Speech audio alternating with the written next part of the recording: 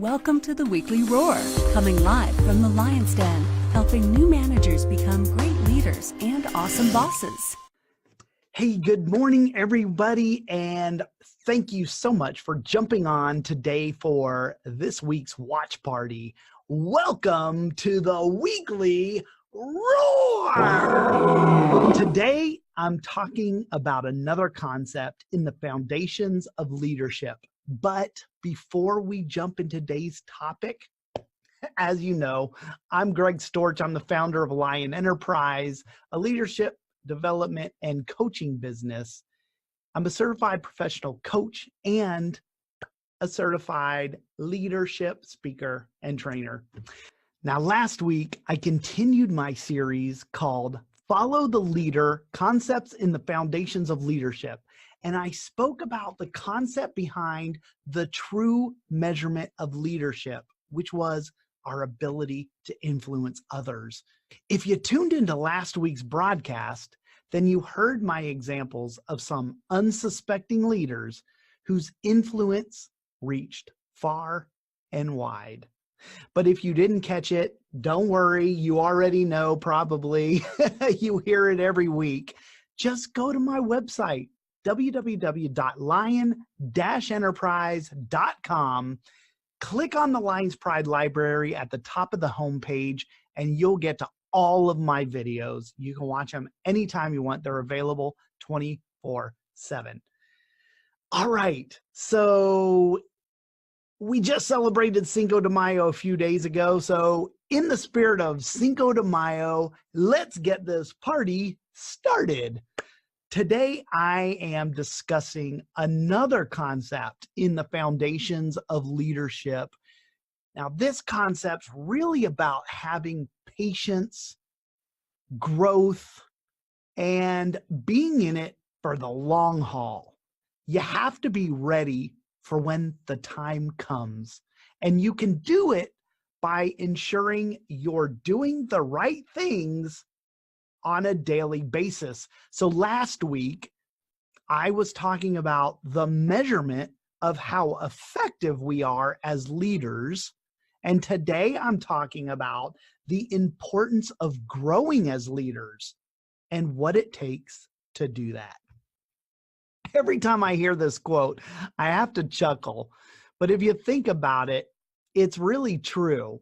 So there's been tons of versions of this quote. I've seen it all over the place, but in essence, it goes like this. I've worked my whole life to become an overnight success, right? You probably heard that quote before. What do you think they mean by that? I've seen successful athletes, actors, and even entrepreneurs all say the same thing.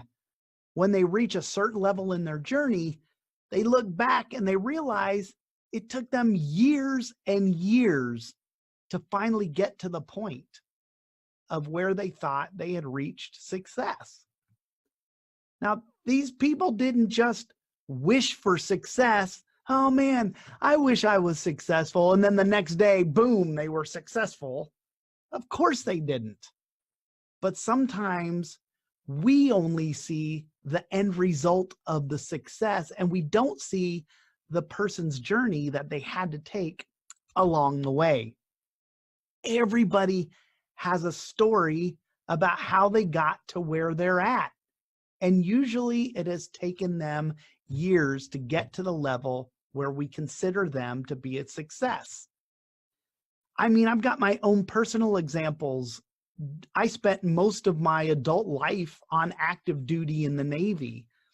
I would consider that a very successful career. I entered as the lowest enlisted person you could be, an E1.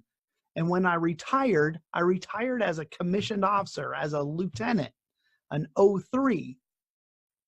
And along the way, I had a lot of successes.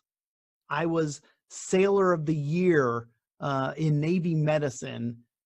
I got commissioned. I got my bachelor's degree on active duty. I've got my master's degree on active duty. All of these successes along the way. But I worked at it and worked at it and worked at it. And really, it took me 24 years to do all that. So today people see me as a retired Navy officer.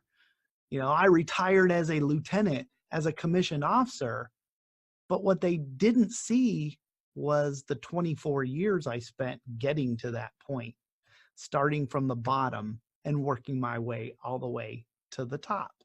So I would ask you to think into what you've done in the past that you've gotten to a point where you wanted to be, but it took you a long time to get there.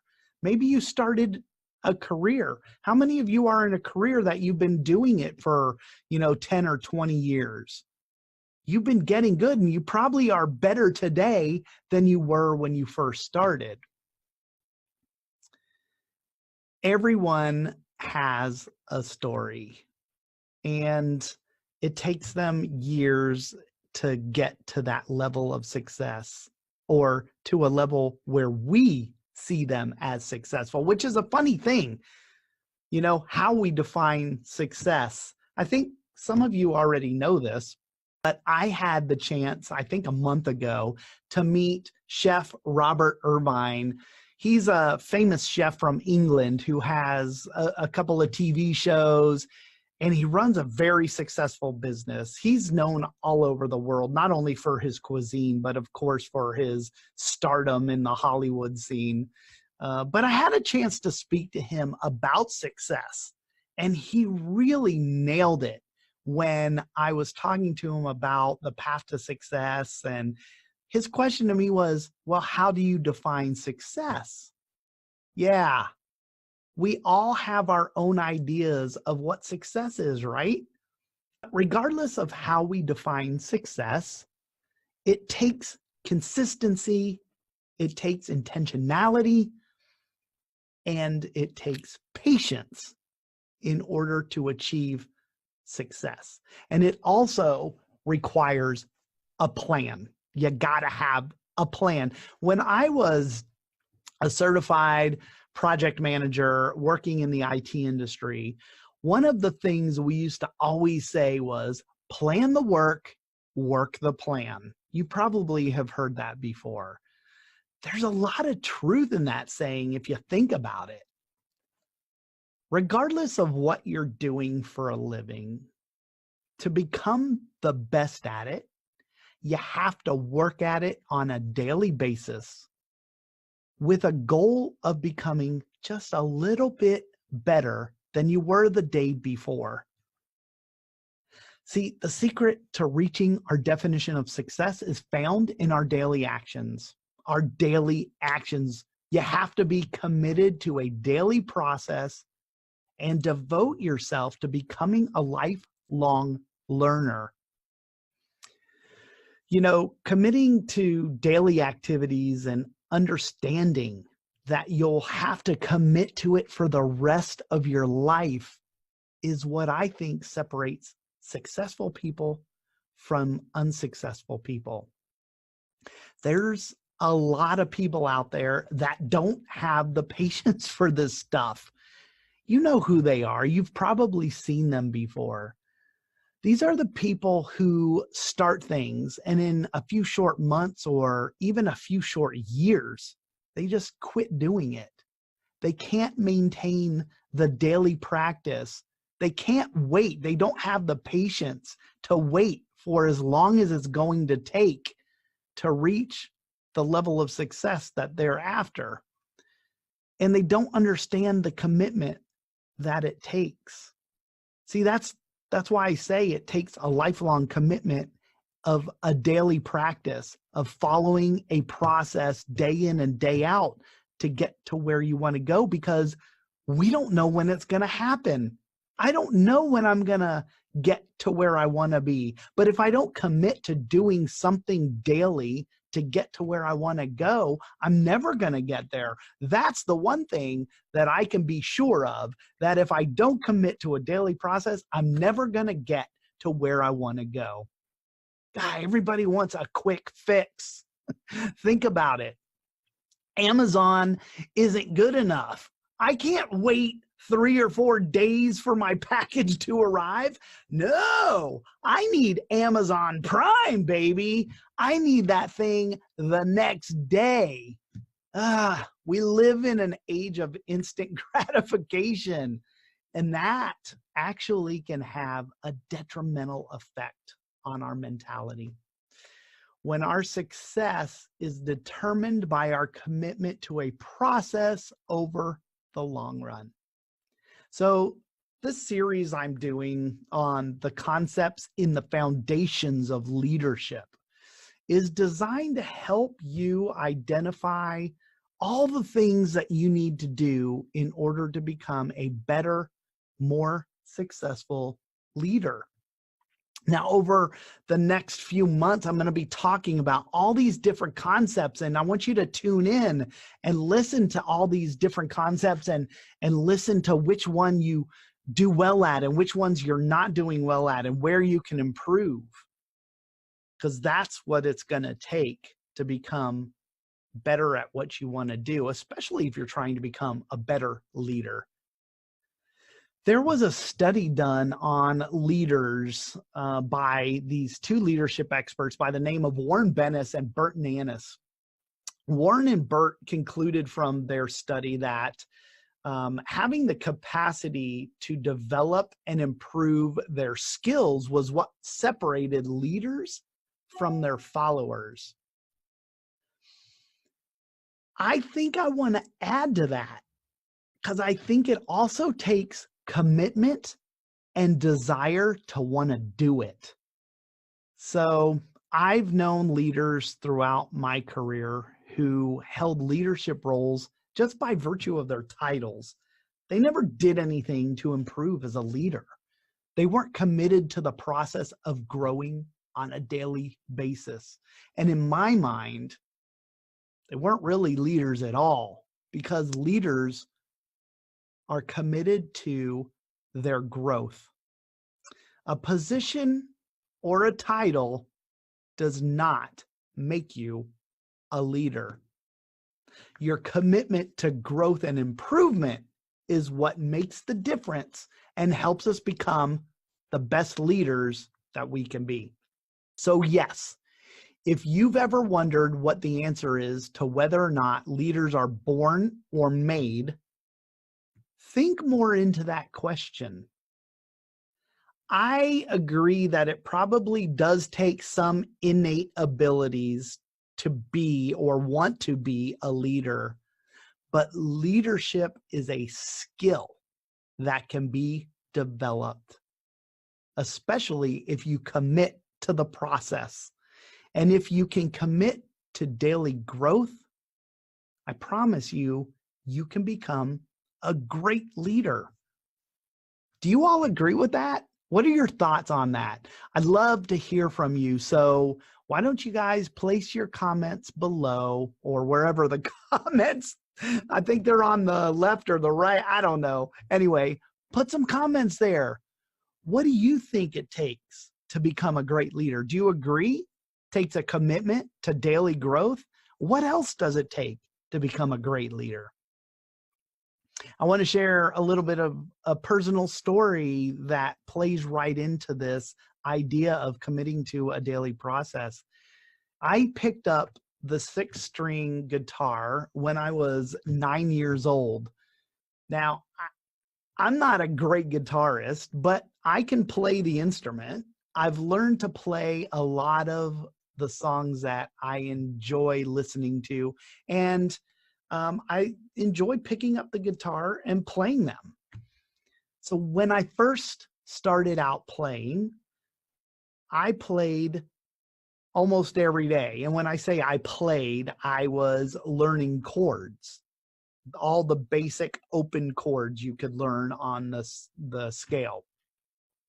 I would play the same chord over and over again until I could play it.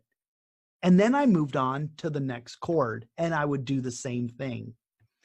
Then once I got the foundation of each chord, I started to practice the transition between the chords from chord to chord. And I would do that day in and day out.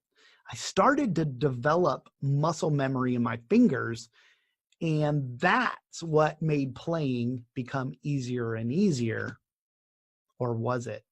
Was it the muscle memory, or was it my commitment to the process of doing something daily? It was a long time before I stopped playing just chords and started to string them together to play an entire song. At one point, I got to a place where I was able to hear a song on the radio, and then I could pick up my guitar and figure out the chords and then play that song on my guitar.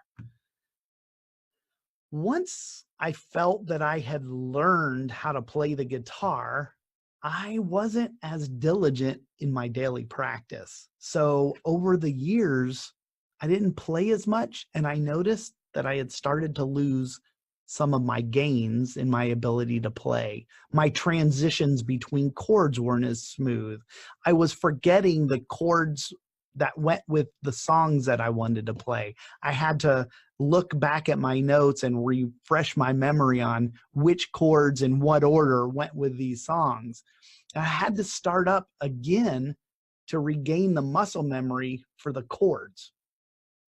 Now, thinking back on it, I realized that I had committed to a process. I could potentially have been a professional guitarist, but I'm not, because I didn't commit to it.